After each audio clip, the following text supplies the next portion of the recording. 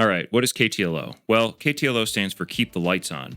And given the economic climate here in the US as of the time of recording this video, it might be a term that all of us start to hear a little more often. Keep the lights on is a fancy way of saying maintain staffing levels and work on a product to only what is absolutely needed to keep it running reliably and securely. Oftentimes, you'll find companies use this definition to determine how many full-time employees they need on staff as a baseline for core support. Anything beyond KTLO staffing can be filled by contract workers. This way, if the shit hits the fan, the company can stop work on new features, cut the contract workers, and keep the product running as is with their full-time staff. When determining what KTLO is for your application or product, it's super important to consider all of the different aspects of what it truly takes to maintain and secure your application. In most instances, this is going to include staff for site reliability or SRE teams. It will also include at least one software engineer to fix bugs or apply security patches, but probably two if your company has any kind of peer review process.